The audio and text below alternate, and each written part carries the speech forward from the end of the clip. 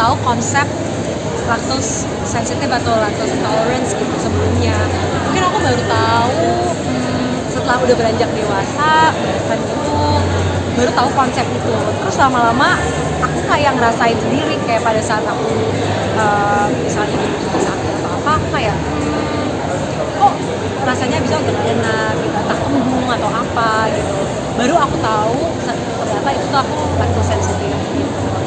Ya udah sejak itu aku memang ke plant based milk, dan favorit aku oat milk memang, dan yang sekarang outside.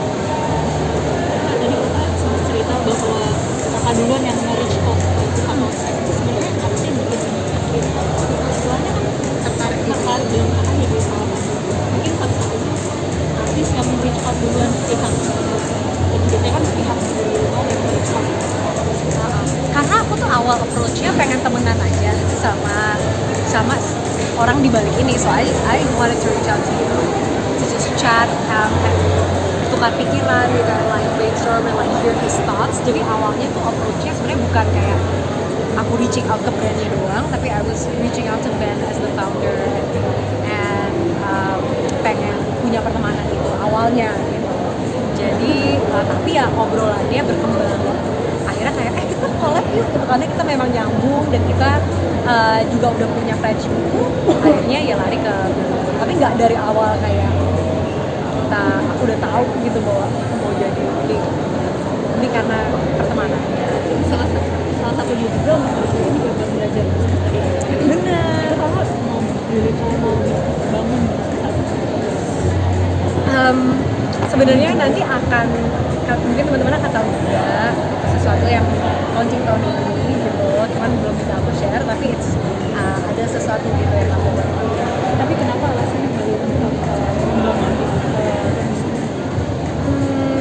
Mungkin karena background aku juga, karena aku S2-nya tuh memang ngambil bisnis juga ngambil pendidikan gitu. Jadi memang bisnis itu spesial. Aku udah lama tertarik.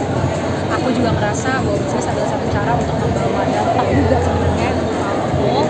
Jadi aku pengen mengeksplor itu ke depannya di karir aku sebagai dimensi tambahan juga. Kak, tadi kan sempat kalau ngalamin gejala khusus HP itu kan pernah ketemu kayak bintik-bintik gitu Apa? bintik-bintik atau yang lebih parah dari kembung gitu. Wah, aku tuh nggak tahu ya kalau itu, karena kan susah ya kita identifikasi kena apa, kalau badan kita kenapa tuh kan kenapa gitu. Tapi kalau buat aku terbesar tuh lebih ke mata, lebih rasa kurang. Tadi sempat cerita juga Kak kalau kakak tuh suka memang apa ya, kalau lagi stres atau lagi ini suka ngopi gitu. Itu memang kalau lagi apa namanya lagi mencari inspirasi itu memang dengan ngopi atau gimana Kak? Bisa dibilang gitu sih, karena aku tuh juga suka banget cafe culture memang. Jadi aku tuh suka duduk di cafe, aku suka kerja meeting atau apa gitu ya. I feel like energinya itu pas buat aku, jadi it's a way for me to distress sih, bener sih gitu. Dan itu juga awal di mana aku ketemu outside kan pertama kalinya tuh, karena outside tuh ada di cafe di mana-mana. Awalnya tuh kenal dari situ. Hari bisa berapa kali kakak ngopi kali? Variatif sih sebenarnya, nggak selalu bentuknya itu kopi juga, karena aku tuh suka banget matcha. Jadi kadang-kadang maksudnya aku pakai oat milk tapi matcha latte gitu, atau kayak latte yang lain sebenarnya gitu, campuran sama entah teh atau kopi gitu. Aku ganti-ganti aja tergantung mood sih. Kak sering nongkrong di kafe, jadi waktu me time juga nggak sih? Iya, aku tuh merasa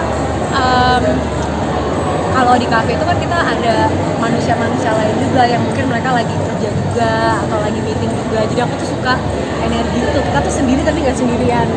Dan aku tuh ngerasa itu benar-benar membuat aku kadang-kadang lebih produktif, weirdly enough, walaupun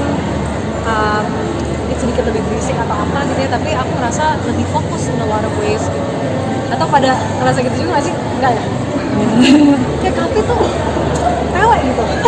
Kalau healing time kakak tuh ngapain sih biasanya? Apa? Healing gitu. Healing. Ya kayak trekking tadi tuh kayak gitu. Kayak hiking masih healing kan sih? Hiking buat aku healing banget. Kayaknya kayak jalan-jalan berinteraksi sama nature, sama hijauan gitu tuh. Aduh, aku suka banget kalau ngeliat warna-warna hijau sambil hiking tuh kayak rasanya tenang banget. Terus aku tuh juga suka banget morning routine.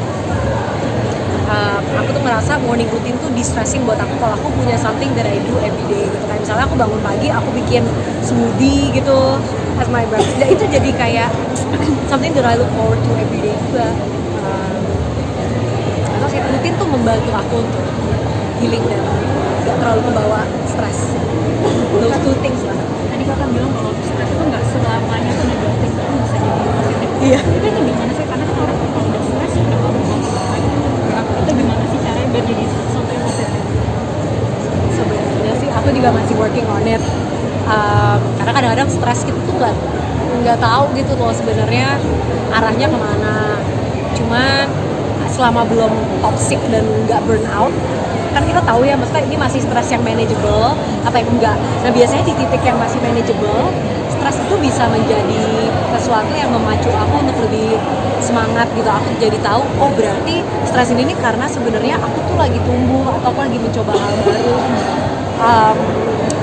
Itu sih, jadi mungkin lebih ke mindsetnya gitu yang membantu. Tapi ya of course kadang-kadang stresnya tuh akhirnya juga karena burnout, jadi harus bisa membedakan juga sih kadang-kadang ini emang situasinya toksik apa membangun gitu. Kalau misalnya titik burnout tuh biasanya kakak tuh ngapain sih? I really like sebenarnya sesimpel kayak taking a breather aja sih. Aku tuh suka banget taruh di kalender aku memang time untuk hal-hal lain. Kalau misalnya aku udah ngerasa burnout, ya udah I actually factor in the time, ya udah di sini bener-bener break, di sini entah baca buku, entah apa aku taruh di kalender bener-bener. Karena kadang-kadang kita tuh harus memaksa diri kita untuk istirahat sih. Kalau kita nggak taruh di schedule kita, ya kita terbawa dengan ekspektasi lain, kerjaan lain, akhirnya nggak ada waktu gitu kan. Ini emang harus dimasukin, kita anggap itu prioritas juga. Itu sih biasanya. Kak, mungkin kayak tips hidup sehat nih buat kakak yang sebagai lactose intolerant itu kayak gimana sih? Nah, kalau aku itu sebenarnya salah satu tipsnya adalah karena aku tahu tuh aku benar-benar lactose sensitive and it can kind of like mess with my day. Sementara aku suka banget, tadi aku bilang cafe culture, aku suka latte macam-macam. Aku biasanya ya try to take control the situation dengan udah aku bawa sendiri mini barista blendnya, tadi aku bilang. Karena mau tempat itu ada apa outside-nya atau enggak, jadinya tuh aku tetap bisa, ya udah kalau mereka nggak ada mobil, aku bisa pesen kayak plain coffee-nya, plain tea-nya aku masukin sendiri gitu. So I think just taking ownership of that process gitu and really identifying apa ya, places and things that are more of a good fit for you gitu, dan yang emang kamu beneran suka juga gitu. Karena oh ya, kalau sekarang sih aku tuh ngerasa oat milk tuh paling enak gitu, sejak jujur gitu. Jadi ya seneng ya, maksudnya ya pas juga buat aku, tapi juga di luar buat orang yang nggak lactose sensitif pun